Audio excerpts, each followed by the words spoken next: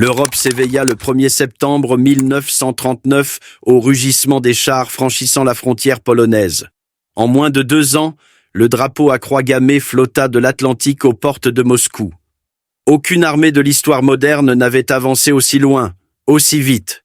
La France tomba en 6 semaines, la Norvège en 1 mois, la Yougoslavie en 11 jours. Londres brûla, Kiev fut assiégé et les Alliés battaient en retraite sur tous les fronts. Mais derrière l'éclat de la Blitzkrieg, ses limites se profilaient déjà. Un empire soutenu par la vitesse, la peur et une économie qui ne pouvait résister à l'épreuve du temps. La supériorité initiale, le mythe de la Blitzkrieg. À l'aube du 1er septembre 1939, la frontière polonaise fut ébranlée par une force coordonnée sans pareille dans l'histoire moderne. Les chars Panzer franchirent la ligne de démarcation escortés par les bombardiers en piqué Stuka qui fondaient avec une précision chirurgicale. Les colonnes motorisées avançaient au rythme de 50 km par jour, tandis que la cavalerie polonaise tentait de résister avec des méthodes dépassées. Les communications allemandes fonctionnaient par radio en temps réel.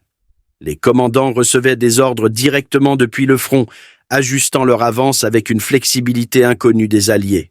En 2 semaines, Varsovie était coupée. En moins d'1 mois, la Pologne avait disparu de la carte. Le monde regardait, stupéfait, une guerre sans précédent se dérouler.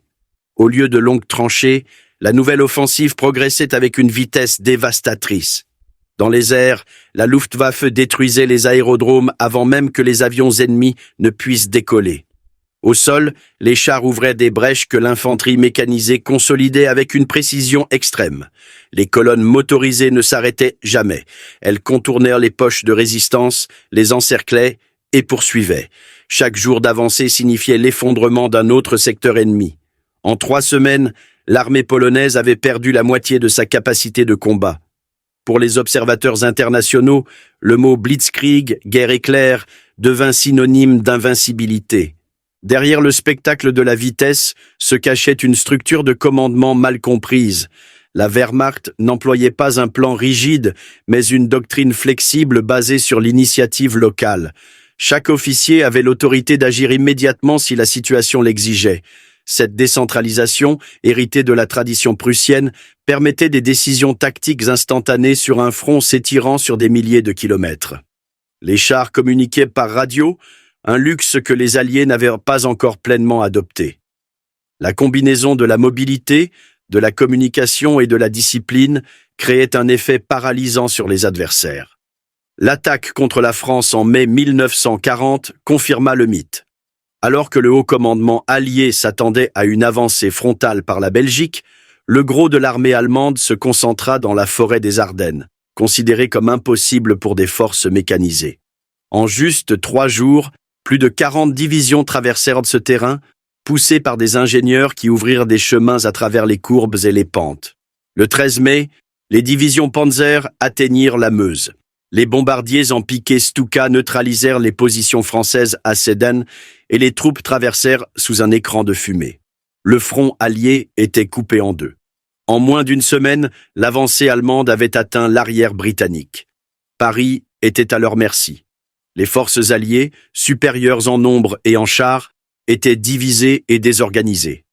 Leur doctrine de défense linéaire était incapable de répondre à un ennemi qui se déplaçait comme un courant électrique. Les messages arrivaient en retard, les ordres parvenaient trop tard et les contre-attaques étaient lancées contre des positions vides. Pendant ce temps, la Luftwaffe dominait les cieux avec des attaques successives sur les colonnes en retraite. À Dunkerque, des centaines de milliers de soldats britanniques et français furent acculés à la mer. Seule une évacuation désespérée empêcha l'anéantissement total. Le 14 juin, Paris tomba sans bataille décisive. En 6 semaines, l'armée la plus prestigieuse d'Europe avait été vaincue. La Blitzkrieg ne reposait pas seulement sur la vitesse, elle reposait sur la précision. Les colonnes motorisées avançaient en tête, suivies par les unités d'infanterie sécurisant le terrain. Les radios maintenaient un contact constant avec les bombardiers en piqué Stuka qui attaquaient des cibles désignées par des observateurs au sol. Les commandants avaient accès à des cartes mises à jour, presque en temps réel grâce à des motocyclistes et des liaisons. L'ennemi, pris dans des ordres contradictoires et des retards de communication, semblait se déplacer au ralenti. La coordination totale entre les différentes branches des forces armées transformait chaque offensive en une frappe chirurgicale qui démantelait les défenses en quelques heures. Au printemps 1940, la Wehrmacht déploya plus de 130 divisions sur le front occidental, dont seulement un tiers était pleinement motorisé. Cependant, l'impact psychologique de ces forces était bien plus grand. Les panzers formaient le noyau visible d'une machine qui en réalité reposait encore sur des chevaux et des camions civils réquisitionnés. Mais cette faiblesse structurelle n'était pas perceptible de l'extérieur. Ce que le monde voyait, c'était une succession de victoires éclairs. La Norvège, le Danemark, la Belgique, les Pays-Bas et la France étaient tombés en moins d'un an. La carte de l'Europe semblait virer au gris. Les commandants alliés tardèrent à comprendre que la Blitzkrieg n'était pas un nouveau type d'armement, mais une nouvelle façon de penser la guerre. La clé résidait dans la concentration des forces et l'utilisation du temps comme une arme. Chaque heure gagnée se traduisait par un avantage logistique et moral.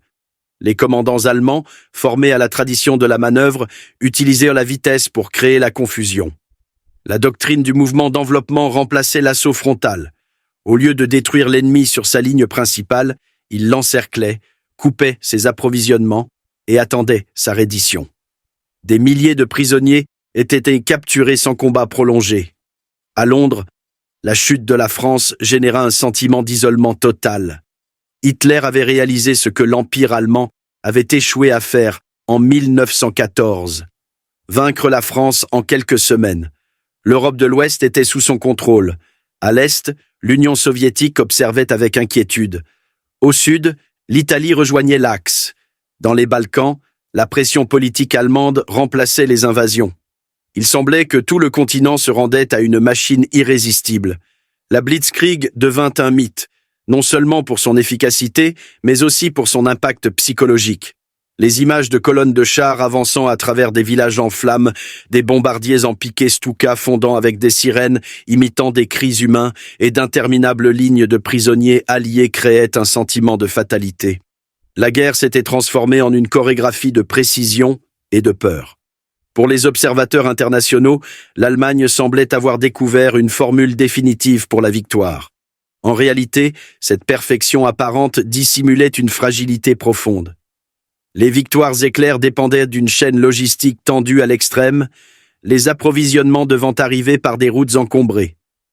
Les moteurs surchauffés, l'usure mécanique et le manque de pièces de rechange se multipliaient à chaque kilomètre. L'industrie allemande n'était pas encore pleinement mobilisée et les réserves de carburant étaient rares. Mais ces limites n'étaient pas visibles sur les cartes d'état-major. Ce que le monde percevait, c'était une armée qui en moins d'un an avait mis à genoux la moitié de l'Europe. Le commandement allemand consolida son prestige. Les généraux qui avaient douté du plan à travers les Ardennes furent transformés en héros. Guderian, Kleist et Rommel devinrent les symboles du nouveau style de guerre. Les militaires du monde entier étudièrent leurs tactiques avec admiration. Dans les quartiers généraux alliés, on essayait de comprendre comment une armée avec moins de ressources avait réussi à vaincre des forces théoriquement supérieures. Les réponses arrivèrent trop tard. La guerre avait déjà changé pour toujours. Alors qu'Hitler célébrait à Paris, la machine de guerre allemande se préparait à la phase suivante. La vitesse avait été son arme la plus puissante, mais aussi sa future perte. À ce moment, cependant, personne ne le savait. D'Oslo à Bordeaux, les drapeaux à croix gammée flottaient sur les bâtiments gouvernementaux. Le continent était soumis, l'ennemi dispersé. Les armées alliées en retraite, l'Europe en 1940 semblait au bord d'une unification forcée sous la domination allemande. La Blitzkrieg avait tenu sa promesse, un éclair qui en l'espace de quelques mois illumina et consuma tout ce qu'il touchait. L'effondrement français et l'hégémonie continentale apparente. Le 14 juin 1940, Paris tomba en silence. Il n'y eut pas de combat de rue, pas de résistance organisée. Les troupes allemandes défilèrent sur les Champs-Élysées tandis que la population regardait depuis ses balcons. En 46 jours, l'armée française, considérée comme l'une des plus puissantes d'Europe, avait été anéantie. La Wehrmacht avait avancé de 650 km en juste 6 semaines. Ce qui avait commencé comme une offensive à travers les Ardennes devint l'effondrement de tout le système défensif occidental. Le commandement français avait confié sa sécurité à la ligne Maginot, un réseau de fortifications en béton s'étendant du Luxembourg à la Suisse.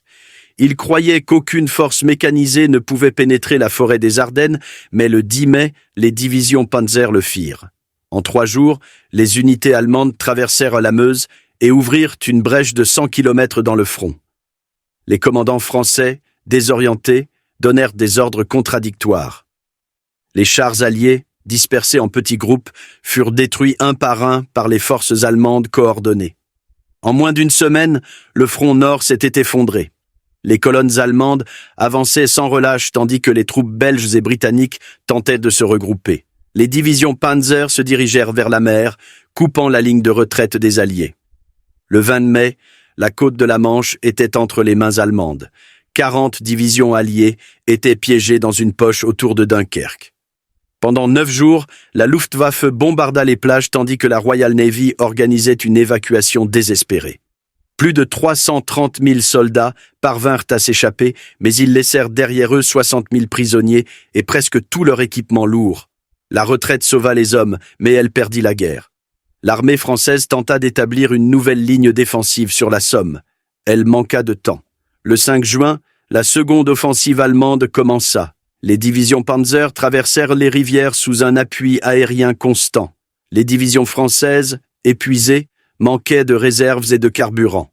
La coordination entre l'infanterie et l'armée de l'air était inexistante. En 10 jours, les défenses s'effondrèrent. Le 14 juin, les troupes allemandes entrèrent dans Paris sans opposition. Le gouvernement se retira à Bordeaux.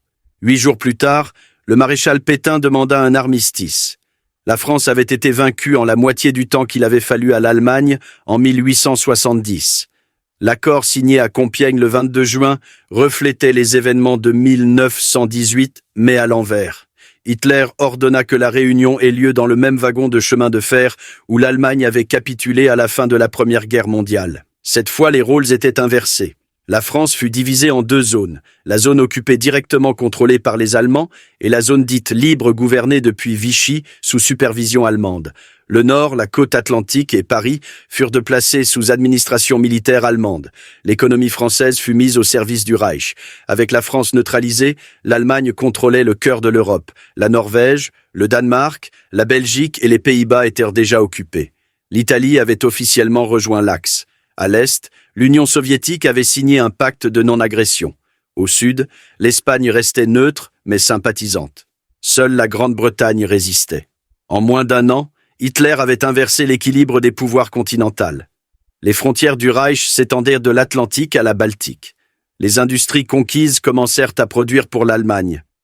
Les usines automobiles, aéronautiques et d'armement françaises furent placées sous contrôle militaire. Des milliers de travailleurs furent forcés de fabriquer des pièces pour la Luftwaffe et la Wehrmacht. Les trains allemands transportaient machines, charbon et nourriture vers l'Est. En peu de temps, l'économie de l'Europe occupée fut intégrée au système allemand. Paris, Bruxelles et Amsterdam devinrent les centres administratifs du nouvel ordre. L'administration allemande fonctionnait avec une précision bureaucratique. En France, le régime de Vichy mit en œuvre des lois antisémites, la censure et la coopération policière. En Belgique et aux Pays-Bas, des gouvernements civils furent établis sous supervision militaire. En Norvège, le collaborateur Vidkun Quisling prit le pouvoir. Dans chaque pays occupé, la Gestapo établit des bureaux de contrôle politique. Les camps de prisonniers de guerre se remplirent de soldats capturés, de dissidents et de juifs. La domination ne se limitait pas aux militaires. La culture, la presse et l'éducation furent soumises à une propagande systématique. Pendant ce temps, la Wehrmacht réorganisait ses forces. Plus de la moitié de l'armée fut réaffectée pour de futures opérations. Des bases pour sous-marins et avions à long rayon d'action furent établies dans les ports français. Brest, Lorient et Saint-Nazaire furent transformés en forteresses côtières. La flotte britannique, qui avait dominé les mers, devait maintenant faire face à un littoral hostile s'étirant sur des milliers de kilomètres. Les sous-marins allemands partèrent de l'Atlantique, raccourcissant la distance vers les convois ennemis. À Berlin, la victoire renforça l'idée que la domination de l'Europe n'était qu'une question de temps. L'armée allemande avait démontré une supériorité tactique et morale incontestable. Aucune nation continentale ne pouvait la défier. Dans les défilés de la capitale, les bannières des divisions victorieuses étaient représentées au Führer. Les noms de Sedan, Arras et Dunkerque devinrent des symboles de gloire. La propagande célébrait Hitler comme l'architecte d'une nouvelle Europe unifiée. Mais la victoire française généra aussi une illusion dangereuse. La rapidité du triomphe conduisit à la conviction que la guerre pouvait être répétée en utilisant les mêmes méthodes sur n'importe quel théâtre. Les commandants croyaient que la combinaison des chars, des avions et de la surprise suffirait à vaincre n'importe quel ennemi. À cette époque, cependant, le Reich semblait irrésistible. Les cartes affichées dans les quartiers généraux militaires montraient un continent sous contrôle allemand, avec des frontières s'étendant de la mer du Nord aux Alpes, de la Manche à la Baltique. Plus de 300 millions de personnes vivaient sous sa domination directe ou indirecte. Les lignes de chemin de fer furent réorganisées pour ravitailler l'armée et transporter des matières premières. Les lignes électriques françaises furent connectées au réseau allemand. Les ports atlantiques commencèrent à recevoir des approvisionnements de Scandinavie et des Balkans. Les routes étaient remplies de convois militaires. En moins d'un an, l'Europe avait été transformée en une infrastructure logistique au service de Berlin. Les ministères allemands planifièrent l'exploitation systématique de chaque territoire. De Vienne à Lille, l'occupation devint routine. La Grande-Bretagne isolée faisait face à la perspective d'une invasion. L'opération Sea Lion prévue pour l'été dépendait du contrôle aérien sur la Manche. La Luftwaffe se préparait pour l'assaut final.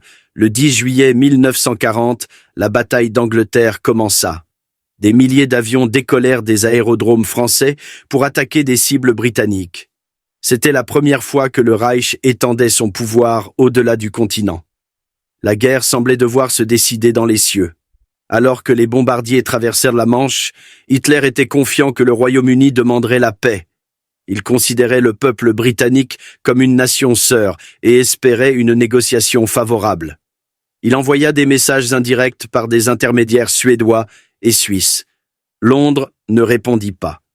Churchill, le nouveau Premier ministre, jura de résister à tout prix. La Blitzkrieg, qui avait dévasté la Pologne et la France, se heurtait à une île qui refusait de céder. À l'été 1940, le Troisième Reich atteignit sa plus grande étendue à ce jour. Il contrôlait directement ou indirectement plus de 60% de la production industrielle européenne. Il tenait sous son contrôle les armées vaincues de 8 pays. Il possédait un accès à des ressources agricoles, du charbon, du fer et une main-d'œuvre abondante. En surface, rien ne pouvait l'arrêter. En pratique, cependant, cette expansion avait ses propres limites. Son succès avait été si rapide que l'appareil logistique ne pouvait le soutenir indéfiniment. En juillet de cette année, la carte du continent montrait un bloc central unifié sous autorité allemande. Les routes étaient patrouillées par les forces de la Wehrmacht. Les trains circulaient selon des horaires stricts dictés par l'administration militaire. Dans les gares, des panneaux bilingues en allemand remplacèrent les noms locaux. Les stations de radio diffusaient des discours et des marches militaires. La nouvelle Europe naissait sous le signe de l'ordre imposé. La domination était totale. Le continent avait été conquis non seulement par la force des armes, mais par l'idée d'une supériorité qui semblait incontestable. Pour la première fois depuis Napoléon, une seule puissance contrôlait le cœur de l'Europe. Sur les cartes à Berlin, les flèches rouges pointaient vers l'ouest, le nord et le sud. La suivante pointerait inévitablement vers l'est.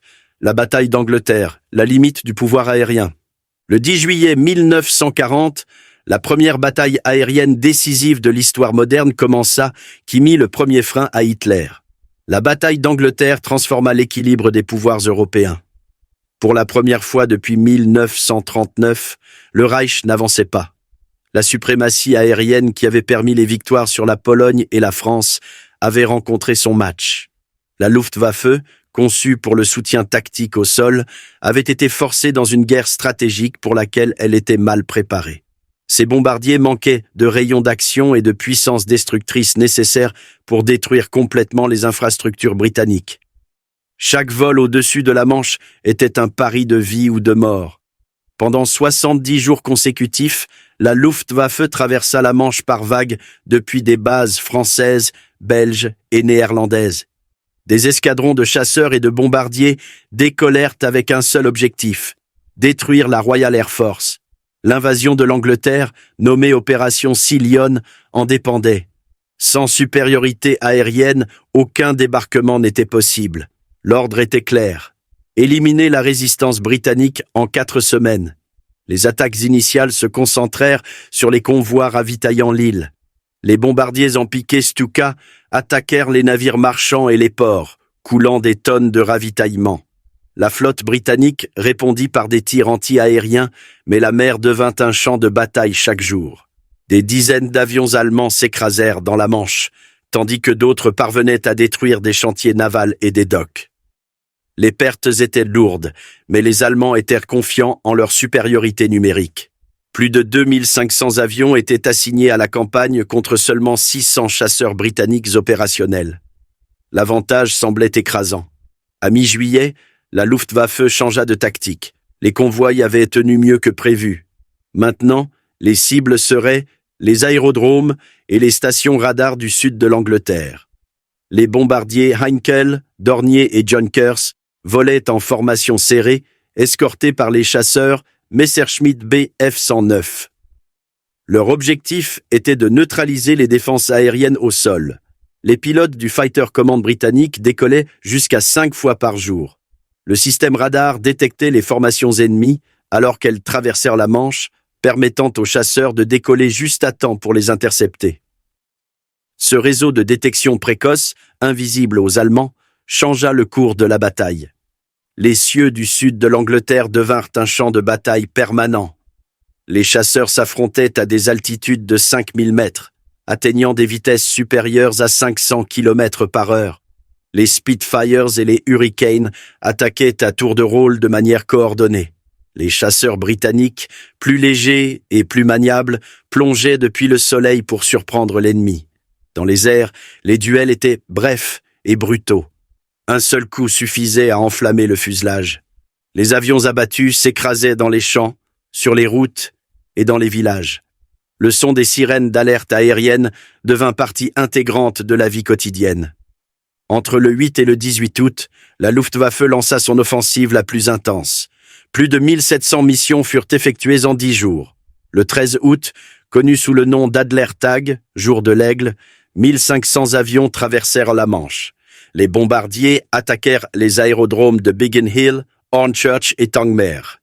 Les pistes étaient criblées de cratères, les hangars ruinés, mais les Britanniques réparèrent les dégâts en quelques heures. Les chasseurs décollèrent de pistes secondaires et continuèrent à se battre. En une seule journée, les Allemands perdirent 75 appareils. Hitler s'attendait à ce que la RAF s'effondre en quelques jours. Cela n'arriva pas. Le 24 août, une formation de bombardiers allemands perdit son chemin et lâcha ses bombes sur Londres. C'était une erreur de navigation, mais elle changea la nature de la guerre. En représailles, la RAF bombarda Berlin. Pour la première fois, la capitale du Reich était sous le feu. Furieux, Hitler ordonna un changement de stratégie, abandonner les aérodromes et se concentrer sur le bombardement massif des villes. Le Blitz commença. Chaque nuit, des centaines de bombardiers allemands survolaient Londres, Liverpool, Coventry et Birmingham. Le but était de détruire le moral civil et forcer la reddition. Pendant 57 nuits consécutives, Londres brûla. Les flammes éclairaient le ciel et la fumée obscurcissait l'aube. Des milliers de bâtiments furent détruits et des dizaines de milliers de civils moururent. Les abris souterrains étaient pleins jusqu'à l'aube. Pourtant, la RAF resta opérationnelle. Les chasseurs britanniques, bien qu'épuisés, maintenaient le contrôle de jour. Les pilotes ne dormaient que quelques heures, mangeaient dans leur cockpit et décollaient à nouveau. En septembre, la Luftwaffe intensifia ses attaques. Plus de 1000 avions traversèrent la Manche le 15 septembre dans ce qui devait être le coup final. Ce fut le jour où la marée de l'offensive tourna, le 15 septembre. Le radar détecta les vagues d'attaques allemandes à temps. Plus de 600 chasseurs britanniques décollèrent pour les intercepter. Les combats firent rage de la Tamise à la côte sud en une seule journée. Les Britanniques abattirent 56 avions ennemis. Leur propre perte était de 26. Churchill observa la bataille depuis le quartier général des opérations et prononça une phrase qui deviendrait célèbre. « Jamais tant de gens n'ont dû autant à si peu ».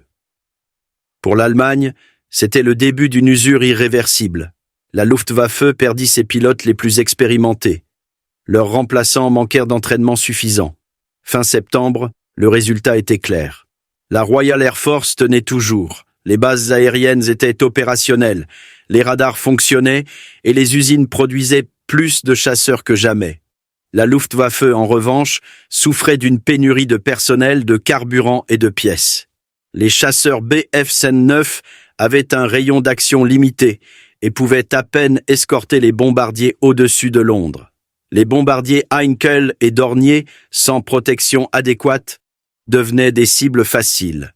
Chaque mission entraînait des pertes croissantes. En octobre, le commandement allemand suspendit l'opération Sea Lion. L'invasion était reportée indéfiniment. La défaite aérienne eut des conséquences immédiates. Pour la première fois, le Reich avait rencontré un ennemi qui résistait. Jusque-là, chaque campagne s'était terminée par une reddition ou un armistice.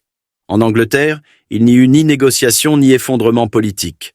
Le pays tenait bon, soutenu par une population mobilisée et une industrie en plein essor. Le nombre de chasseurs britanniques fabriqués en septembre dépassa les pertes du mois. La supériorité industrielle commença à faire pencher la balance.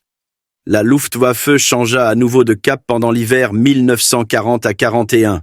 Les attaques se centrèrent sur les ports et les centres industriels. Coventry fut presque entièrement détruite. En novembre, Liverpool et Hull furent bombardés à plusieurs reprises. Les dégâts matériels étaient immenses, mais la production ne s'arrêta jamais. Les voies ferrées restèrent opérationnelles et les usines déplacèrent leurs ateliers sous terre. Pendant ce temps, le radar améliora sa portée et sa précision. Chaque nuit, des projecteurs illuminaient le ciel de faisceaux croisés, traçant la voie des bombardiers ennemis vers les batteries anti-aériennes. Les Allemands testèrent de nouvelles tactiques comme les attaques nocturnes dispersées et l'utilisation de fusées éclairantes pour marquer les cibles. La RAF répondit avec des intercepteurs nocturnes équipés de radars rudimentaires. Les combats aériens dans l'obscurité devinrent monnaie courante. Malgré leurs efforts, les pertes allemandes augmentèrent. La Luftwaffe avait perdu plus de 1700 avions depuis juillet. Les Britanniques un peu plus de 900. La balance n'était plus favorable. Hitler comprit que la victoire dans les airs n'était pas au rendez-vous. En janvier 1941, le commandement allemand détourna une partie de ses forces vers la Méditerranée et les Balkans. L'attention du Reich se détournait de la Manche. La Blitzkrieg avait échoué pour la première fois. L'armée allemande restait invaincue sur terre, mais elle ne pouvait traverser la mer. La supériorité technologique et organisationnelle britannique, soutenue par le radar et le réseau de commandement centralisé, avait arrêté l'avancée allemande. L'Angleterre restait la base des opérations alliées intactes et défiantes. Pendant les mois suivants, les cieux britanniques restèrent le théâtre d'escarmouches isolées. La Luftwaffe effectuait des attaques sporadiques pour distraire les défenses aériennes, mais sans aucun objectif stratégique clair. La population endurcie s'habitua au son des sirènes d'alerte. Les villes furent reconstruites alors que les bombes tombaient encore. Les usines fonctionnaient 24 heures sur 24. De nouveaux avions de chasse sortèrent des chaînes d'assemblage chaque semaine. Ce qui avait commencé comme une offensive décisive se termina en guerre d'usure. Les Britanniques apprirent à vivre sous une menace constante. À Londres, dans les abris souterrains, des milliers dormaient au milieu du bruit des explosions et de l'odeur de la poussière. Les enfants étaient évacués à la campagne tandis que les pompiers et les volontaires combattaient les flammes nuit après nuit. La propagande insistait sur le fait que le sacrifice individuel soutenait la liberté collective et cette conviction devint une forme de défense. La Luftwaffe, incapable de briser le moral civil, s'épuisa peu à peu dans une campagne sans résultat concret. Fin 1941, la supériorité aérienne restait aux mains des Britanniques et la défaite aérienne du Reich était devenue un symbole de résistance nationale. Quand l'hiver se termina, le front occidental se stabilisa. L'Allemagne contrôlait l'Europe continentale, mais pas l'espace aérien au-dessus de la Manche. La Grande-Bretagne restait un porte-avions insubmersible au large de la côte allemande. Au printemps 1941, alors que les sirènes d'alerte retentissaient encore à Londres, les cartes dans les quartiers généraux allemands commencèrent à montrer une nouvelle direction d'attaque. Les flèches, pour la première fois, pointaient vers l'est. Barbarossa, le rêve d'anéantissement. Le 22 juin 1941, à 3h15 du matin, plus de 3 millions de soldats allemands traversèrent la frontière soviétique. En quelques heures, 150 divisions de la Wehrmacht s'étendaient sur un front de près de 3000 km, de la Baltique à la mer Noire. L'opération Barbarossa commença par un barrage simultané d'artillerie, de chars et de bombardements aériens. C'était la plus grande invasion terrestre de l'histoire. Dans les premières minutes, la Luftwaffe attaqua 66 aérodromes soviétiques et détruisit plus de 1800 avions au sol. La surprise fut totale. L'attaque était divisée en 3 groupes d'armées. Le groupe nord avançait vers Leningrad, le groupe centre vers Moscou et le groupe sud vers l'Ukraine et le Caucase. La coordination était précise. Les divisions Panzer menaient les colonnes, suivies par l'infanterie motorisée et les troupes de soutien. Chaque unité avait ordre d'avancer sans s'arrêter, d'encercler et de détruire. Les premiers jours furent un défilé de victoires. Minsk tomba le 28 juin. 300 000 prisonniers soviétiques furent capturés. Le 10 juillet, Smolensk était encerclé. Dans les poches autour de Kiev et d'Ouman, des centaines de milliers d'autres furent faits prisonniers. Les pertes soviétiques dans les 2 premiers mois dépassèrent 2 millions d'hommes. Les Allemands avançaient au rythme de 30 km par jour. Les chemins de terre étaient couverts de poussière et de débris. La résistance était fragmentée. Les divisions soviétiques, surprises et mal coordonnées, se dissolvaient sous les attaques combinées. Les panzers traversèrent les rivières sur des ponts de fortune, tandis que les Stuka détruisaient des colonnes entières en retraite. Les rapports du front décrivaient un ennemi désorganisé, manquant de communication et de morale. À Berlin, le haut commandement parlait de victoire certaine avant l'hiver. En réalité, la campagne avait commencé avec un retard fatal. L'invasion devait commencer en mai, mais les opérations dans les Balkans la reportèrent de 6 semaines. Cette marge perturba le calendrier logistique. L'armée allemande n'était pas préparée à un hiver à l'Est, mais en juin, cela semblait sans importance. L'optimisme était absolu. Les trains transportèrent des approvisionnements vers la Pologne, où des milliers de camions les distribuaient au front. Le carburant, cependant, commençait à manquer. Les lignes d'approvisionnement s'étiraient à chaque avance. Fin juillet, le groupe d'armée centre atteignit les abords de Smolensk, à 400 km de Moscou. Là, la résistance soviétique s'intensifia pour la première fois. Les Allemands firent face à des contre-attaques coordonnées. Les chars T-34, avec leur blindage incliné et leurs canons de 76 mm, résistaient à des impacts qui auraient détruit les Panzer III et IV. Les moteurs soviétiques continuaient à fonctionner dans des conditions impossibles, boue, poussière et températures extrêmes. La Luftwaffe, bien que supérieure, commençait à perdre son avantage à cause de la distance. Les aérodromes avancés devenaient rapidement obsolètes. Le front était trop large, l'espace trop vaste. Malgré les difficultés, les victoires continuèrent. Le 19 septembre, Kiev tomba. Plus de 600 000 prisonniers furent capturés dans le plus grand encerclement de l'histoire militaire.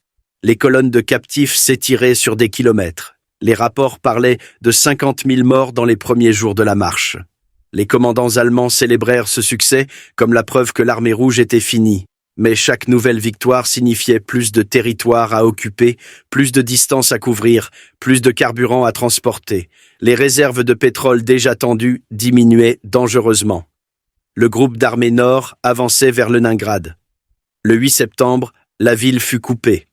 2,5 millions d'habitants étaient pris au piège. Les Allemands encerclèrent la ville par la terre, tandis que la marine bloquait l'accès via le lac Ladoga. Le bombardement commença immédiatement. Les approvisionnements alimentaires furent épuisés en quelques semaines. Pendant l'hiver, des centaines de milliers de civils moururent de faim. Leningrad résista, mais à un coût inimaginable. L'ordre allemand était clair. Ne pas accepter la reddition. Laisser la ville mourir. Au centre, l'offensive vers Moscou reprit en octobre sous le nom d'opération Typhon. 3 groupes panzer convergeaient vers la capitale soviétique. Le 7 octobre, le temps changea brusquement. Des pluies torrentielles transformèrent les routes en mer de boue. Les camions s'enfonçaient jusqu'aux essieux. Les chars avançaient au pas. Les unités se séparaient. Les communications tombaient en panne. La Luftwaffe ne pouvait décoller des aérodromes boueux. L'avancée, qui avait été vertigineuse en été, s'arrêta net. Des soldats sans vêtements appropriés dormaient dans des tranchées inondées. Quand le froid arriva, le front allemand était à moins de 30 kilomètres de Moscou.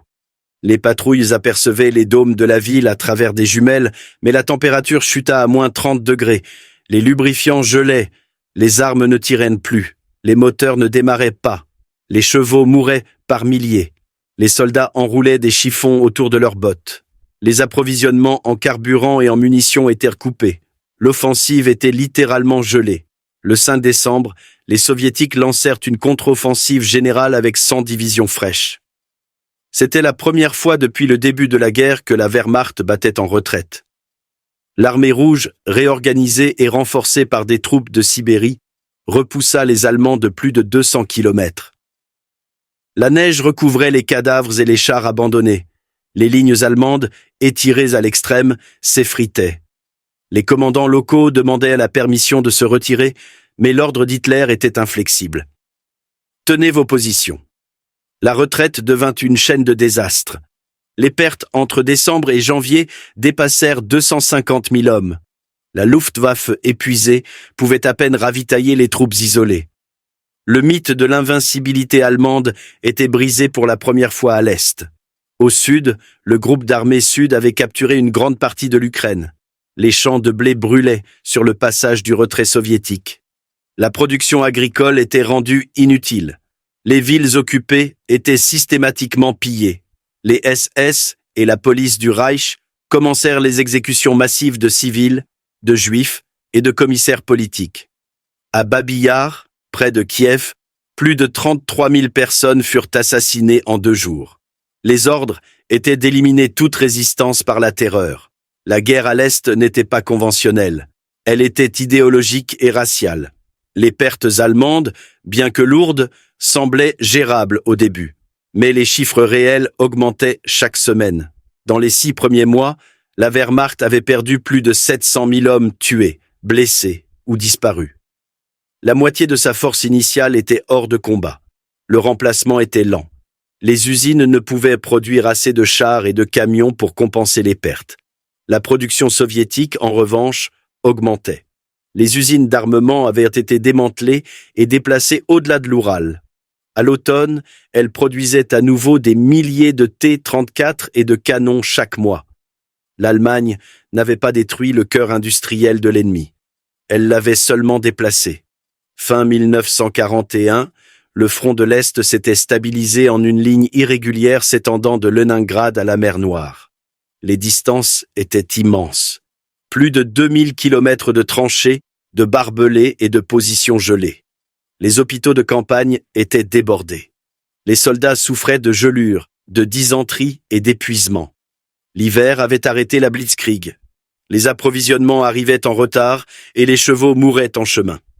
La guerre de mouvement était terminée. Ce qui restait, c'était une guerre d'endurance.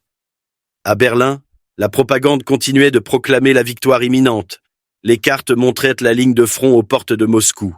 En réalité, l'armée allemande avait échoué dans son objectif principal, détruire l'armée rouge en une seule campagne. Les pertes humaines et matérielles dépassaient toutes les attentes. Ce qui devait être une opération de 6 mois était devenu un conflit sans fin. Le rêve d'une conquête rapide s'estompait dans la neige de l'hiver russe. Au printemps 1942, le front de l'Est avait coûté 1/2 million de vies. Les divisions allemandes se réorganisaient lentement, renforcées par des unités nouvellement formées. Les véhicules blindés étaient réparés avec des pièces improvisées et les soldats recevaient pour la première fois des uniformes d'hiver. La Blitzkrieg avait atteint ses limites physiques et logistiques. L'armée allemande avait avancé plus loin que jamais dans l'histoire moderne, mais sa machine s'était écrasée contre l'immensité du territoire et la résilience d'un ennemi qui n'avait pas été détruit. Le rêve de l'anéantissement total s'était terminé sous la neige. Économie de guerre. L'impossibilité de soutenir l'Empire. Quand le Reich lança son invasion de l'Union soviétique en juin 1941, sa structure économique était déjà tendue à l'extrême. Le système de production allemand n'avait jamais été conçu pour une guerre prolongée, mais plutôt pour des campagnes rapides. La Blitzkrieg n'était pas seulement une tactique militaire, c'était une nécessité économique. Chaque offensive devait s'autofinancer par la conquête de ressources. Le succès initial masquait un problème profond. Le Reich ne pouvait simultanément soutenir l'occupation de l'Europe occidentale, la guerre dans l'Atlantique et une campagne à grande échelle à l'Est. Le modèle de guerre allemand dépendait de l'exploitation des territoires occupés. La France fournissait de la nourriture, du charbon et de l'acier. La Norvège des minéraux stratégiques, les Balkans du pétrole et de l'aluminium en quantité limitée. Mais la consommation militaire dépassait rapidement toute capacité de reconstitution. La production allemande de carburants synthétiques dérivés du charbon ne couvrait que la moitié des besoins de la Wehrmacht. Chaque offensive consommait des réserves qui ne pouvaient être régénérées. Les planificateurs espéraient que la conquête de l'Ukraine et du Caucase résoudrait le problème énergétique. Ce ne fut pas le cas. Les champs pétrolifères soviétiques étaient hors de portée et ceux qui étaient capturés furent détruits par les soviétiques eux-mêmes durant leur retraite. Le système logistique était inadéquat pour supporter l'échelle de l'opération Barbarossa. Sur les 3300 locomotives envoyées sur le front de l'Est, plus de la moitié étaient hors service avant l'hiver. Les voies ferrées soviétiques utilisaient un écartement différent, forçant la reconstruction de milliers de kilomètres. Le transport reposait sur des chevaux et des camions civils réquisitionnés. La production automobile, limitée par des pénuries de caoutchouc et d'acier, ne pouvait remplacer les pertes. La Wehrmacht avançait plus vite qu'elle ne pouvait être ravitaillée. Chaque kilomètre supplémentaire signifiait plus de carburant consommé pour transporter moins d'approvisionnement. Le déséquilibre était aussi démographique. L'Allemagne avait mobilisé plus de la moitié de sa population masculine entre 18 et 40 ans. L'industrie survivait grâce à l'incorporation de femmes, de prisonniers et de travailleurs étrangers. En 1942, plus de 7 millions de travailleurs forcés travaillaient dans les usines allemandes. C'étaient des Polonais, des Ukrainiens, des Français et des Soviétiques capturés. La productivité était faible et le sabotage fréquent. L'expansion territoriale multipliait le besoin d'occupation militaire, drainant des ressources humaines qui ne pouvaient être remplacées. Dans les premières années de la guerre, le régime évita d'adopter une économie pleinement militarisée. Hitler craignait qu'une mobilisation totale, comme les modèles britanniques ou soviétiques, n'endommage le moral civil. Jusqu'en 1942, les ministères rivalisaient entre eux. Le ministère de l'Armement, le ministère de l'Économie, les SS et la Luftwaffe géraient chacun leurs propres industries et budgets. Cette fragmentation empêchait toute planification rationnelle. La bureaucratie nazie récompensait la rivalité, pas l'efficacité. Les ressources étaient allouées selon le pouvoir politique, pas la nécessité stratégique. Hermann Göring, à la tête du plan de 4 ans, concentra l'autorité sans obtenir de résultats concrets.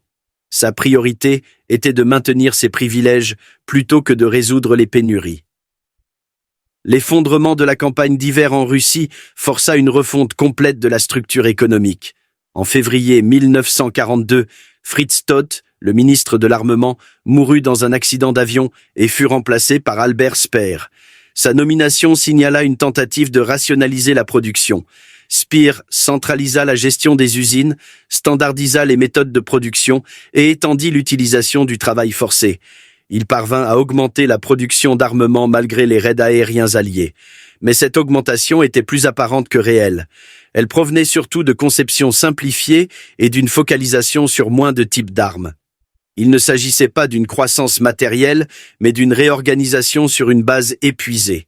L'économie allemande n'avait pas de réserve stratégique. Le charbon venait de la Ruhr, le fer de Lorraine et de Norvège, le pétrole de Roumanie. Toute perturbation mettait en péril l'ensemble du système. À mesure que la guerre progressait, le transport devint le goulot d'étranglement critique. Les raids aériens alliés détruisaient ponts, usines et nœuds ferroviaires. Les camions étaient détournés vers le front de l'Est, où ils étaient perdus au rythme de milliers par mois. L'armée de l'air consommait la majeure partie du carburant disponible. En 1943, la Luftwaffe utilisait 50% de l'essence du Reich, laissant à l'armée et à la marine juste assez pour des opérations limitées. Le système agricole subit un déclin parallèle. Des millions de travailleurs ruraux furent envoyés au front ou transférés dans les usines. Les récoltes dépendaient des prisonniers de guerre et des femmes. La production alimentaire chuta drastiquement entre 1941 et 1943. Les territoires occupés furent pillés pour compenser les pénuries, surtout l'Ukraine, considérée comme le grenier à blé du Reich. Les expéditions de céréales et de bétail se firent au prix de famines locales. Dans les régions occupées de l'Est, la famine était un outil délibéré de contrôle, mais cette stratégie sapait la capacité de production à long terme. Les champs étaient laissés sans main-d'œuvre ni infrastructure. À un niveau structurel, le Reich ne parvint jamais à intégrer économiquement les territoires conquis. L'administration était chaotique et contradictoire. Chaque région était sous contrôle militaire, civil ou SS, avec des juridictions qui se chevauchaient. Ce manque de coordination empêchait une exploitation efficace. Les plans initiaux, comme le General Plan Ost, envisageaient de coloniser et de germaniser l'Est par des déportations massives et l'esclavage. En pratique, le système devint improductif. Les exécutions et les déportations réduisaient la main-d'œuvre disponible et le transport de millions de prisonniers submergeait les voies ferrées. L'utopie raciale détruisait la base matérielle même qui devait la soutenir. En 1942, le Reich atteignit sa plus grande étendue territoriale, mais aussi son point de basculement économique. La campagne à l'Est consommait 80% du budget militaire. La production de chars, d'avions et de munitions couvrait à peine les pertes. Les approvisionnements en pétrole chutèrent à des niveaux critiques. L'avancée dans le Caucase visait précisément à atteindre les champs pétrolifères de Maïkop et de Grozny. Quand ils furent capturés, ils étaient en feu. Aucun ne produisit jamais à nouveau. L'offensive devint un piège logistique. Les colonnes mécanisées avançaient dans des régions sans route, consommant plus de carburant qu'elles ne pouvaient en transporter. Au moment où la 6e armée fut encerclée à Stalingrad, l'ensemble du système montrait déjà des fissures irréversibles. L'effort pour maintenir le rythme de la guerre conduisit à l'exploitation totale du travail forcé. En 1943, plus de 25% des ouvriers industriels en Allemagne étaient des étrangers. Le régime déporta des millions de civils des pays occupés. Les conditions étaient brutales. Journées de travail de 16 heures, nourriture minimale et punitions constantes. Les usines fonctionnaient sous supervision militaire. La productivité augmenta temporairement, mais le sabotage et les maladies proliférèrent. La violence devint le substitut de l'efficacité. Le système financier succomba également. Les budgets étaient couverts par la dette intérieure et l'émission de monnaie sans contrepartie. Les coûts d'occupation étaient répercutés sur les pays soumis par des taxes et des confiscations. La France seule devait payer 400 millions de francs par jour pour les frais d'occupation. Les banques allemandes drainèrent les réserves d'or et de devises étrangères de toute l'Europe. Mais cette richesse n'était pas transformée en production. Elle était consommée par l'entretien militaire et bureaucratique. L'Empire était structurellement déficitaire. Le contraste avec l'Union soviétique devint frappant en 1943. Alors que l'Allemagne épuisait ses réserves, les soviétiques multipliaient leurs capacités de production. Les usines relocalisées dans l'Oural, la Volga et la Sibérie fonctionnaient 24 heures sur 24. La planification centrale éliminait la dispersion des efforts. L'économie soviétique devint un système exclusivement militaire. Le résultat fut une production d'armement qui, fin 1943, surpassait celle de l'Allemagne dans toutes les catégories: chars, artillerie, avions et munitions. L'Allemagne avait perdu la guerre des ressources avant de la perdre sur le champ de bataille. Au sein du Reich, les bombardements stratégiques alliés intensifièrent l'effondrement. La production de pétrole synthétique chuta de 90% après les attaques de 1944. Les raffineries de Leuna et de Politz furent rendues inutilisables. Sans carburant, les chars restaient à l'arrêt et les avions cloués au sol. Le transport ferroviaire s'arrêta. Les villes industrielles, Essen, Hambourg, Dresde, brûlèrent dans des tempêtes de feu. L'appareil productif fut réduit en ruine. L'empire qui avait conquis l'Europe dépendait d'usines qui n'existaient plus. La tentative de Speer de maintenir la production par la décentralisation et l'utilisation de tunnels souterrains prolongea l'effondrement, mais ne l'arrêta pas. Dans les derniers mois de 1944, les chaînes d'assemblage fonctionnaient sans approvisionnement électrique fiable, avec des ouvriers sous-alimentés et des matériaux de qualité inférieure. Les statistiques officielles continuaient à montrer des chiffres gonflés, mais les lignes de front ne recevaient plus de ravitaillement. La Wehrmacht combattait avec des véhicules sans pièces de rechange, des munitions limitées et des soldats mal équipés. L'Empire, né de la vitesse, était pris dans la paralysie. L'incapacité à soutenir l'effort de guerre était plus qu'un résultat militaire. C'était la conséquence d'un modèle économique insoutenable. Le Reich avait basé son expansion sur le pillage, pas sur la production. Chaque conquête alimentait temporairement la suivante jusqu'à ce que le cycle se brise. L'idéologie, le manque de coordination et la mauvaise planification détruisirent l'efficacité qui avait rendu la Blitzkrieg possible. En 1944, l'Allemagne produisait des armes plus avancées que jamais, mais elle n'avait plus les moyens de les ravitailler, les transporter ou les défendre. Traîtres et érosion du pouvoir nazi.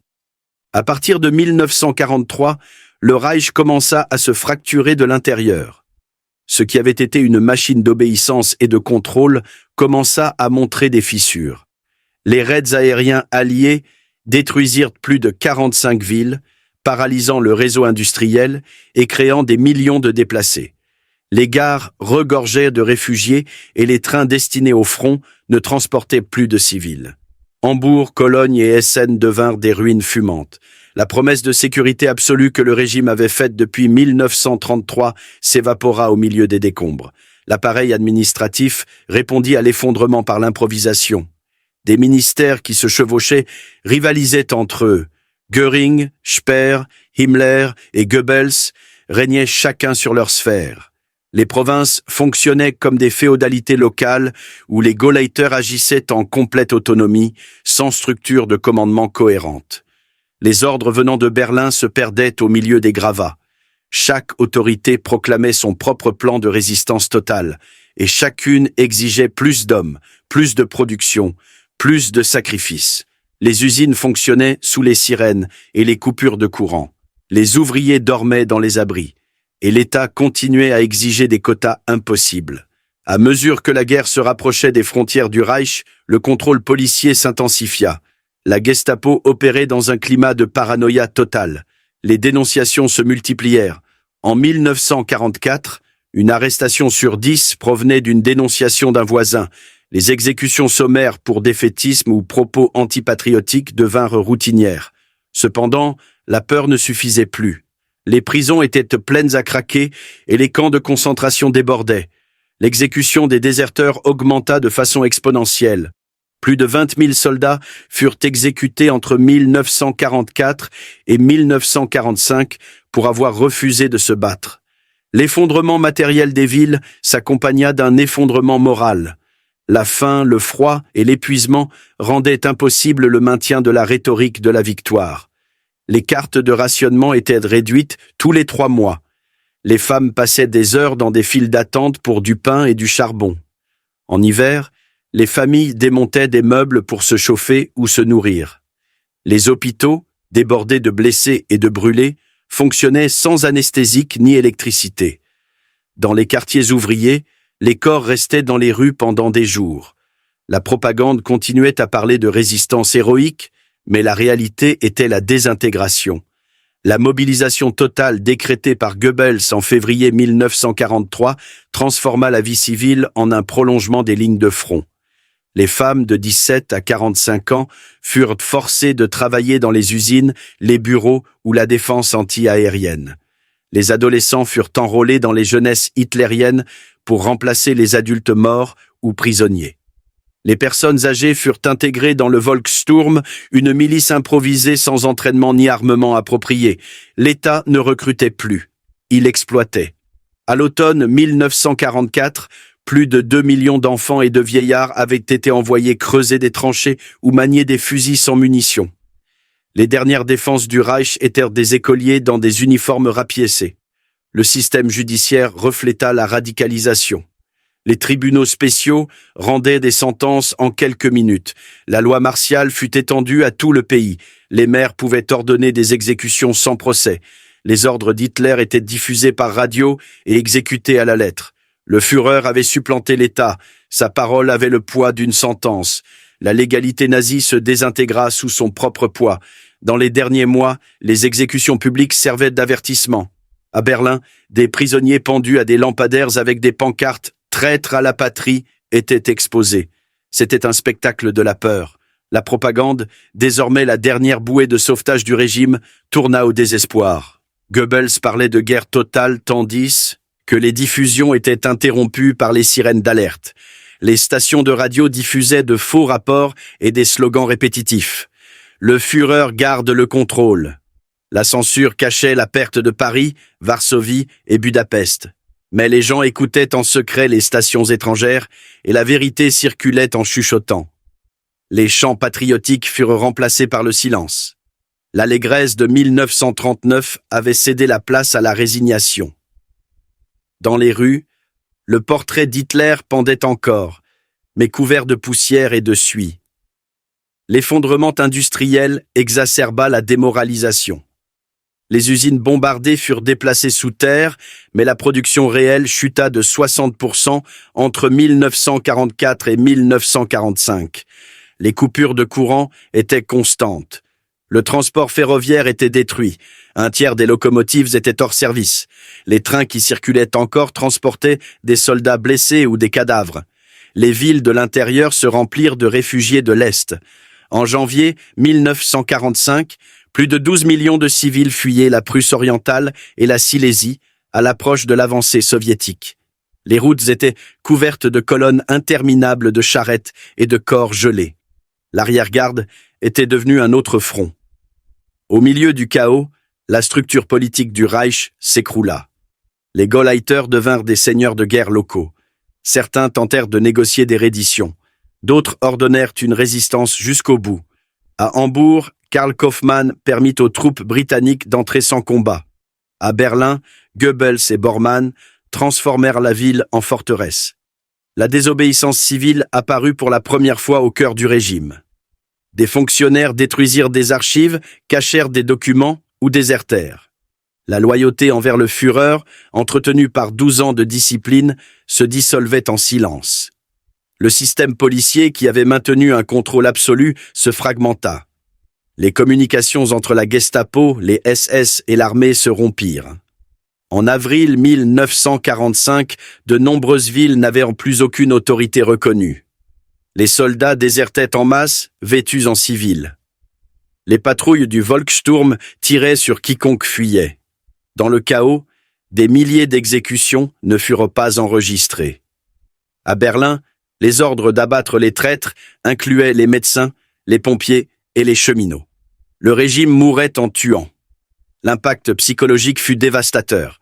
À partir de 1944, les rapports médicaux parlaient d'épidémies de fatigue, d'hystérie et de dépression nerveuse. La population vivait dans la privation extrême.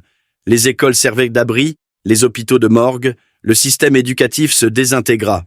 Les enfants apprirent à identifier le son d'un bombardier Lancaster ou d'un B-17 avant d'apprendre à lire. La génération née dans les années 1930 grandit dans l'obscurité, au milieu des ruines et de la peur. Pour eux, le Reich n'était que le bruit des sirènes, des raids aériens et de la fumée. Dans les derniers mois, la propagande tenta de transformer la catastrophe en épopée. Des films glorifiaient l'idée du sacrifice ultime. Les actualités montraient des soldats jurant allégeance au Führer tandis que Berlin brûlait. Goebbels promettait que le peuple allemand renaîtrait de ses cendres, mais personne ne croyait plus à la rédemption. Dans les abris, les gens écoutèrent les explosions en silence. La terreur extérieure était devenue un état intérieur. Quand l'armée soviétique entra en Allemagne, en janvier 1945, le front intérieur n'existait plus. L'État s'était dissous en fragments, ses institutions fonctionnant en pilote automatique. Le peuple, endoctriné pendant une décennie, obéissait encore aux ordres les plus absurdes, non parfois, mais par habitude. La peur était la seule chose qui restait intacte. La structure de pouvoir nazie, bâti sur la discipline, le contrôle et la propagande, s'effondra sans résistance organisée. Le Reich, qui avait promis de durer 1000 ans, s'éteignit en 2 mois de chaos et de silence.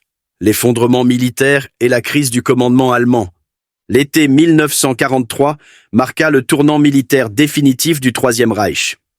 La défaite de Stalingrad avait brisé le mythe de l'invincibilité, mais la bataille de Koursk le détruisit complètement. Entre le 5 et le 13 juillet, plus de 3000 chars allemands furent lancés dans une offensive destinée à reprendre l'initiative sur le front de l'Est. Le résultat fut un désastre. La Wehrmacht perdit près de 1500 véhicules blindés et 200 000 hommes en juste 10 jours. Pour la première fois, les Soviétiques soutinrent une attaque mécanisée et contre-attaquèrent avec une supériorité numérique et matérielle. L'équilibre stratégique était rompu. À partir de là, le commandement allemand opéra dans un état de déni perpétuel. Hitler concentra toute l'autorité opérationnelle entre ses propres mains. Les généraux ne prenaient plus de décisions. Les ordres du Führer allaient directement au front, contournant l'état-major général. Au lieu de retraite tactique, on donnait l'ordre de résister à tout prix. Sur la carte du quartier général de Rastenburg, Hitler déplaçait des divisions qui n'existaient plus. Sa méfiance envers les commandants professionnels grandissait avec chaque défaite. Les généraux qui proposèrent des retraits étaient limogés ou envoyés au front comme punition. La stratégie se réduisit à un mandat idéologique. Ne cédez pas un pouce de terrain. L'Oberkommando der Wehrmacht perdit toute autonomie. Wilhelm Keitel et Alfred Jodl devinrent de simples transmetteurs d'ordre, pas des planificateurs. Les briefings quotidiens dégénéraient en monologues du Führer. Les décisions tactiques étaient prises sans informations exactes du terrain. Les rapports étaient falsifiés pour éviter des représailles.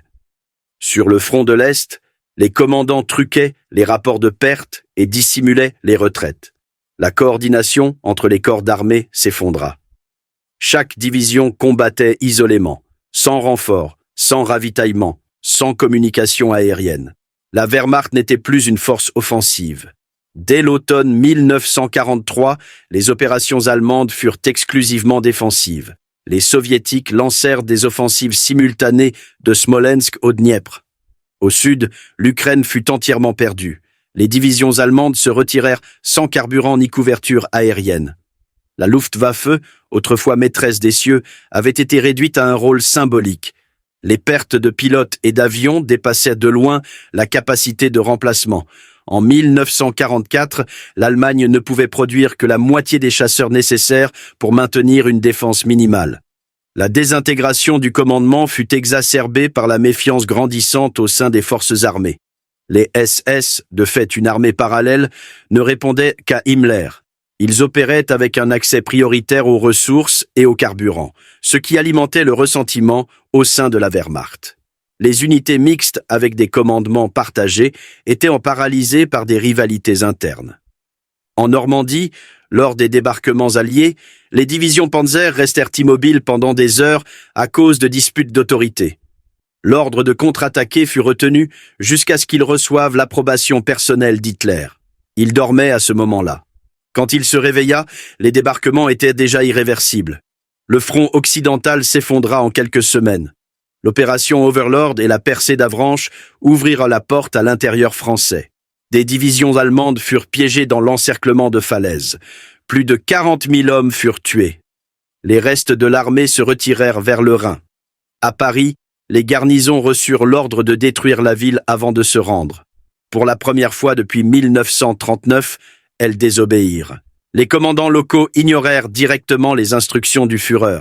À l'Est, la situation était encore plus désespérée. L'opération Bagration, lancée par l'armée rouge en juin 1944, détruisit complètement le groupe d'armées centre. En moins d'un mois, 4 armées allemandes disparurent. Les pertes dépassèrent 400 000 hommes. Les réserves stratégiques du Reich étaient épuisées. Les fronts n'étaient tenus que par des unités improvisées, des conscrits, non entraînés, et les restes de formation décimés. Les retraites se transformèrent en fuites. Le complot du 20 juillet 1944 révéla les fractures internes de la structure de commandement. La tentative d'assassinat contre Hitler, organisée par des officiers de l'armée, cherchait non seulement à l'éliminer, mais aussi à restaurer un commandement militaire rationnel. Elle échoua, et la répression qui suivit démantela ce qui restait du corps des officiers professionnels. Plus de 200 officiers furent exécutés, dont Stauffenberg, Beck et Olbricht. Les purges laissèrent des vacances à tous les niveaux de commandement. Les remplaçants étaient de jeunes officiers fanatiques, loyaux au Führer mais inexpérimentés. La capacité de planification avait disparu. En pratique, le haut commandement allemand avait cessé d'exister. L'Oberkommando des Heers ne fonctionnait plus que comme un bureau de communication. Les décisions étaient prises dans la chancellerie, de plus en plus isolées de la réalité. Hitler refusait d'autoriser les retraites ou les redditions, même lorsque les positions étaient indéfendables.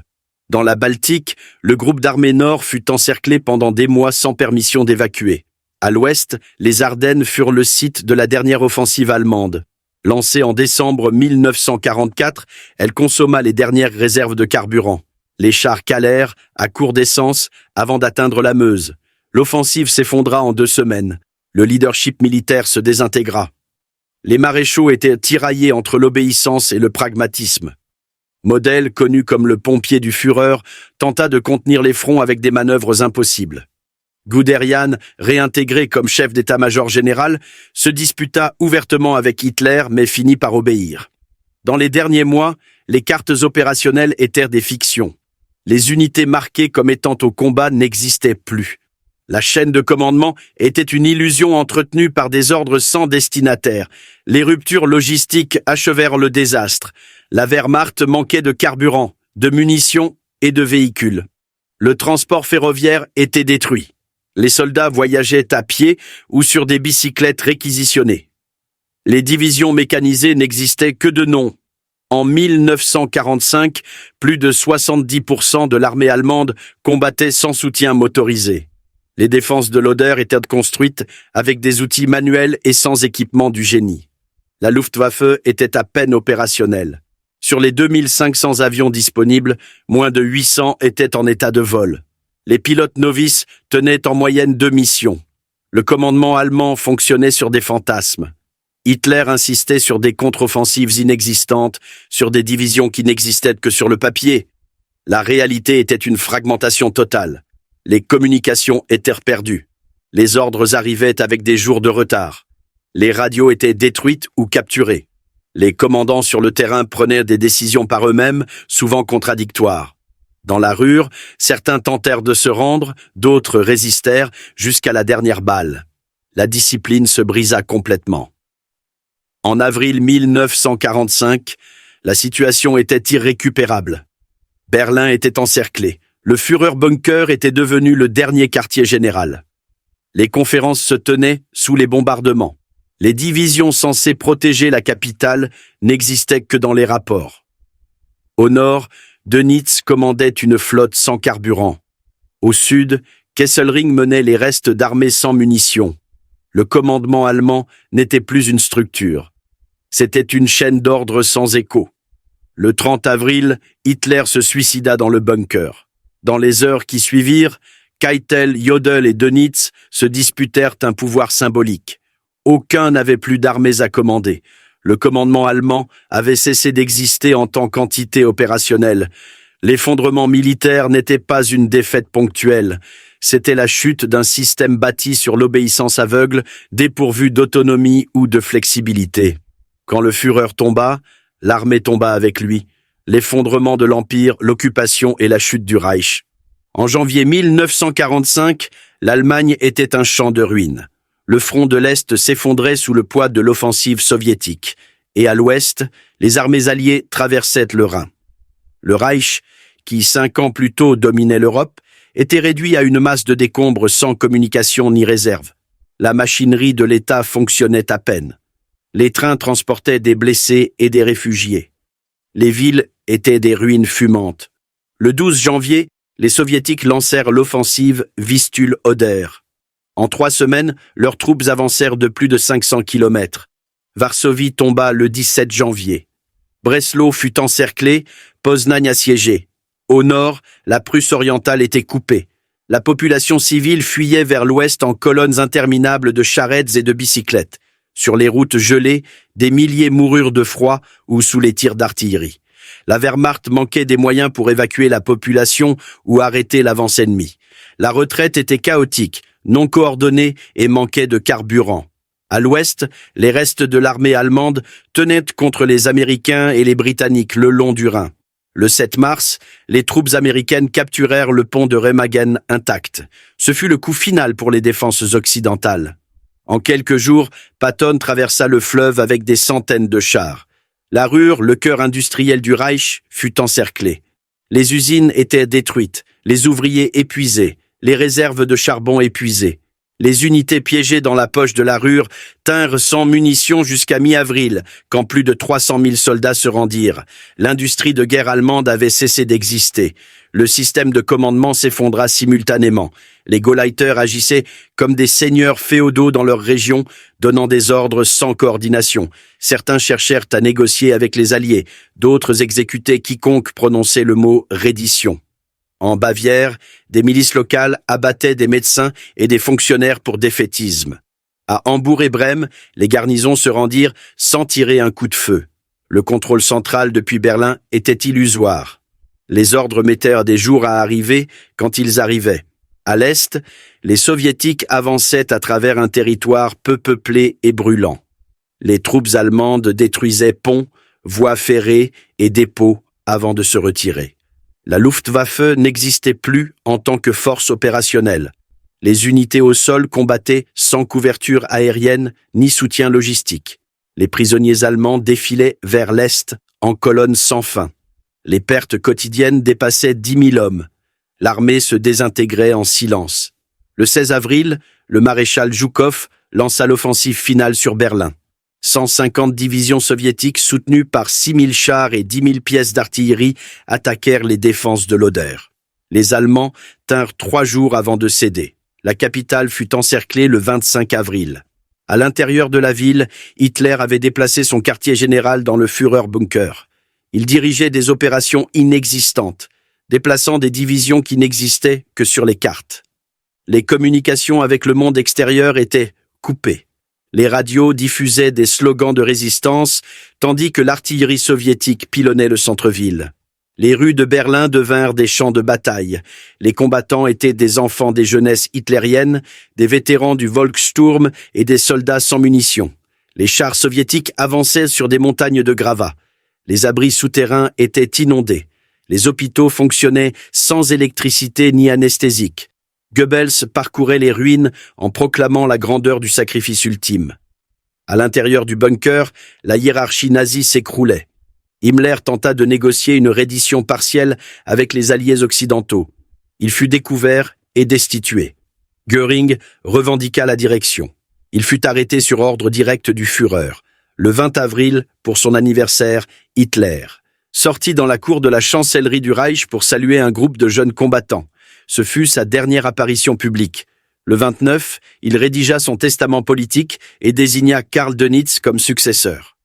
Le lendemain, il se suicida avec Eva Braun. Leurs corps furent brûlés dans le jardin du bunker. Dans les heures qui suivirent, Goebbels empoisonna ses 6 enfants puis se suicida. Berlin fut laissé sans leader. Le 2 mai, le général Weidling signa la reddition de la garnison au général soviétique Tchouikov. Le drapeau rouge fut hissé sur le Reichstag. Au nord, Dönitz tenta de prolonger la résistance pour permettre à plus de civils d'échapper à l'avance soviétique. Son gouvernement à Flensburg fut le dernier vestige du Reich. Il essaya de négocier une reddition partielle avec Eisenhower, mais le commandement allié exigea la capitulation totale. Le 7 mai à Reims, le général Alfred Jodl signa la reddition inconditionnelle de toutes les forces allemandes. Elle prit effet à minuit le 8. À Moscou, c'était déjà le 9 mai. La guerre en Europe était terminée. Le pays qui avait conquis le continent était réduit en ruines. Les routes étaient remplies de prisonniers et de réfugiés. Plus de 8 millions de soldats allemands furent capturés. 30 villes avaient été complètement détruites. Hambourg, Dresde et Berlin étaient des montagnes de décombres. La population civile survivait parmi les ruines, subsistant grâce aux rations alliées. Les épidémies se propagèrent rapidement. Des millions de personnes déplacées, errant sans but, y compris des déportés revenant des camps et des Allemands expulsés de Pologne et de Tchécoslovaquie. L'occupation alliée fut immédiate. L'Allemagne fut divisée en 4 zones, soviétiques, américaines, britanniques et françaises. Berlin fut divisé de même. Le parti nazi fut interdit, les SS dissous, l'armée démobilisée. Les hauts fonctionnaires furent arrêtés. Dans les mois suivants, les camps de concentration furent délibérés un à un. Dachau, Buchenwald, Bergen-Belsen, Mauthausen. Les images de prisonniers squelettiques firent le tour du monde. Les Alliés initièrent la dénazification, une purge bureaucratique et judiciaire visant à éliminer toutes les structures du régime. Des milliers furent arrêtés, d'autres se suicidèrent. Les prisons et les tribunaux se remplirent d'anciens hauts responsables, fonctionnaires et officiers. Les procès de Nuremberg commencèrent en novembre 1945. 24 dirigeants du régime furent jugés pour crimes de guerre et crimes contre l'humanité. Parmi eux, Göring, Ribbentrop, Keitel et Kaltenbrunner. Les documents saisis révélèrent l'ampleur du système d'extermination. La justification de l'obéissance aux ordres fut rejetée. 12 furent condamnés à mort. Le procès marqua la fin juridique du Troisième Reich et le début d'une nouvelle ère dans l'histoire européenne. Pendant ce temps, l'Allemagne faisait face à l'effondrement matériel et humain. Les lignes électriques étaient détruites, la production agricole paralysée, les villes réduites à des tas de pierres. Plus de 20 millions de personnes étaient sans abri. Les femmes reconstruisaient les rues, transportaient des briques et enterraient les cadavres. Les enfants survivaient dans les ruines ou dans des orphelinats de fortune. Les forces d'occupation établirent des administrations locales sous contrôle militaire.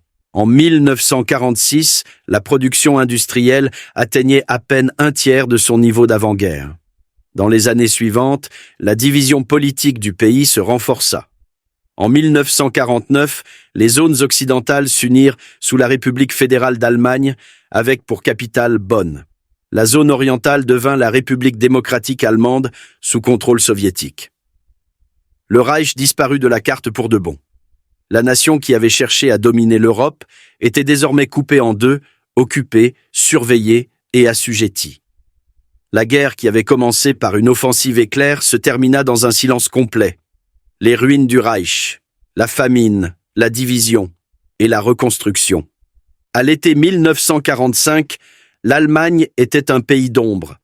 Les chiffres étaient si extrêmes qu'ils semblaient irréels. Un tiers des hommes nés entre 1915 et 1924 étaient morts ou disparus. Parmi ceux nés entre 1920 et 1925, les pertes atteignaient 40%. 11 millions de prisonniers de guerre allemands attendaient dans des camps de fortune. 9 autres millions de civils déplacés essayaient de retourner dans des villes réduites en gravats. S'ajoutait à cela une marée humaine de plus de 14 millions d'Allemands ethniques expulsés de l'Est, dont plus d'1,5 million mouraient pendant l'exode. Les rues étaient des piles de pierres et de corps, les hôpitaux des cavernes de famine. La nation qui avait aspiré à régner sur l'Europe rampait au milieu des ruines. L'hiver 1945 à 46 fut le plus rude du siècle. Plus de 3,8 millions de foyers étaient détruits. Dans des villes comme Dresde, Hambourg et Cologne, plus de la moitié du parc immobilier avait disparu. Des familles entières survivaient dans des sous-sols noircis, sans portes ni fenêtres, se chauffant avec du bois récupéré dans les décombres. Les femmes des ruines, les Trümmerfrauen, devinrent un symbole de résistance civile. Avec des pelles et des seaux, elles formaient des chaînes humaines pour enlever les briques, nettoyer les rues et construire des murs de fortune. Elles le faisaient non par héroïsme, mais par instinct. La reconstruction était le seul moyen de garder leur santé mentale. La faim était l'ennemi commun. En juin 1945, le général Lucius Declet avertit que un peu de froid et de faim seront nécessaires pour que le peuple allemand comprenne les conséquences de la guerre qu'il a causée. Mais il insista pour qu'on n'autorise pas une famine de masse. Malgré les importations américaines, les rations dans les zones occidentales tombaient sous les 1000 calories par jour. Les enfants naissaient avec un poids insuffisant. Les maladies infectieuses doublèrent. L'argent avait perdu sa valeur. Le marché noir dominait les villes. Les femmes troquaient des montres contre du pain, des manteaux contre des cigarettes. Les locomotives à l'arrêt s'alignaient sur les quais. Le charbon, fondement de toute économie moderne, avait chuté de 80%. L'Allemagne survivait au bord de la famine. La haine du vainqueur était aussi palpable. Des panneaux le long des routes frontalières néerlandaises proclamaient « Ici s'arrête le monde civilisé ». La méfiance était absolue. La dénazification, qui en théorie devait purger la société de l'ancien régime, devint un processus chaotique et inégal. Dans la zone soviétique, des dizaines de milliers d'anciens membres du parti nazi furent exécutés ou envoyés dans des camps. À l'ouest, environ 200 000 suspects furent arrêtés. Des millions durent se déclarer aux nouvelles autorités. Les purges initiales dissolvèrent la moitié de la fonction publique, bien qu'on comprit vite que le pays ne pouvait fonctionner sans eux. En quelques années, beaucoup réapparurent dans l'administration sous des titres différents. Les procès de Nuremberg symbolisèrent la justice internationale, mais ils laissèrent aussi un pays entier aux prises avec son passé. L'Allemagne était devenue un paria moral et politique. La division du territoire scella le sort du Reich. 4 zones d'occupation administrées par les États-Unis, le Royaume-Uni, la France et l'Union soviétique dessinèrent les frontières du nouvel ordre. Berlin, encore fumant, fut divisé en 4 secteurs. À l'est, les soviétiques démantelèrent près de 30% du capital industriel et l'envoyèrent en URSS à titre de réparation. À l'ouest, la priorité était de stabiliser l'économie et d'empêcher une révolution communiste. Les différences idéologiques entre alliés apparurent rapidement. Dès 1947, Washington comprit que sans relèvement allemand, il n'y aurait pas de stabilité en Europe. Le plan Marshall inclut l'Allemagne de l'Ouest dans son programme de reconstruction. C'était une ironie amère. Ceux qui avaient leur promis de ne laisser pierre sur pierre finançaient la résurrection de leur ennemi vaincu. Pendant ce temps, la société allemande changeait à partir des ruines. Le militarisme, qui avait défini son identité depuis plus d'un siècle, se dissolvait. Le désarmement était total. L'armée avait disparu et les usines d'armement étaient fermées ou reconverties. Les écoles commencèrent à enseigner la démocratie, la liberté et les droits de l'homme avec la même ferveur qu'elles avaient enseigné l'obéissance et la discipline.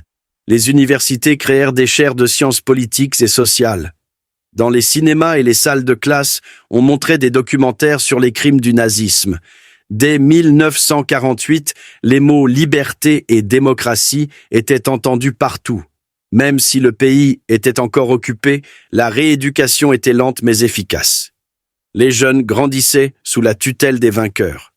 À l'Est, l'histoire prit un tour différent. L'administration soviétique imposa une économie planifiée, nationalisa l'industrie et établit un contrôle politique rigide.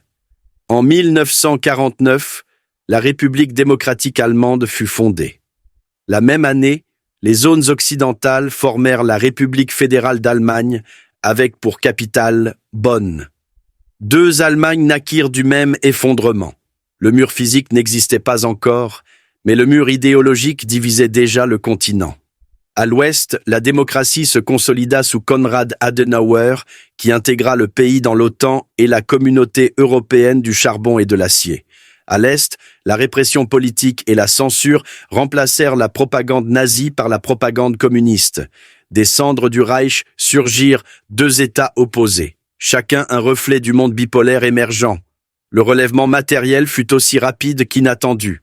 Entre 1948 et 1950, grâce à la réforme monétaire et à l'aide internationale, l'économie ouest-allemande reprit vie. Le miracle économique, le Wirtschaftswunder, transforma les gravats en usines et avenues. Hambourg reprit ses exportations. La Ruhr reprit la production d'acier et les rues se remplirent de véhicules. Le souvenir de la faim persistait, mais le pays avançait vers une prospérité qui, une décennie plus tôt, aurait semblé impossible. La reconstruction fut aussi psychologique. La population adopta un silence collectif sur la guerre. Le mot « culpabilité » était évité. L'oubli devint une méthode de survie. À Berlin, cependant, le passé restait visible. Entre 1945 et 1948, les habitants fouillaient les ruines, cherchant des ustensiles, des briques ou simplement un signe de vie. Dans les jours suivant la reddition, les soviétiques organisèrent des soupes populaires, distribuèrent du café et de la soupe, voire de petits cadeaux. Beaucoup de Berlinois, craignant des représailles de l'armée rouge, furent surpris par l'attitude humaine de certains soldats. « L'ennemi est humain après tout », écrivit un jeune homme après avoir reçu une cigarette d'un soldat russe. Même ainsi, la tension était constante.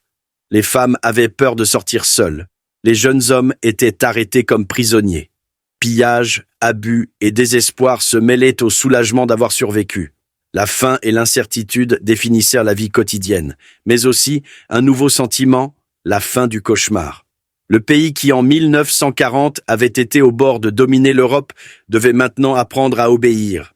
Ses villes étaient des cimetières, sa population était malade, son identité brisée. L'Allemagne avait tenté de bâtir un empire et avait fini comme le territoire le plus surveillé sur Terre. En moins de 6 ans, elle était passée des sommets vertigineux du pouvoir absolu à la dépendance totale. Mais de cette ruine émergea quelque chose que ni Hitler ni les Alliés n'avaient prévu. Une nouvelle nation, résignée, pragmatique et tournée vers l'avenir. Au printemps 1945, la carte de l'Europe fut redessinée sur les ruines du Reich. La guerre qui avait commencé par la foudre s'était terminée dans une lente agonie de faim et de silence. L'Allemagne, qui avait été si près de l'hégémonie continentale, fut détruite par sa propre ambition. Aucune armée ennemie ne la conquit autant que sa surestimation de soi ne la vainquit. La Blitzkrieg, qui avait semblé invincible, se noya dans la boue russe et les décombres de Berlin. L'Europe qui émergea ensuite ne fut pas celle dont Hitler avait rêvé, mais celle qu'il rendit possible en détruisant la précédente. Une Europe unie par la peur de répéter sa folie. Entre 1939 et 1945, l'Allemagne fut plus près qu'aucune autre puissance de dominer le continent. Mais sa victoire aurait été, comme sa défaite, la ruine de tout. Et dans ce paradoxe, avoir été à la fois si près du triomphe et de l'abîme réside la véritable mesure de sa chute.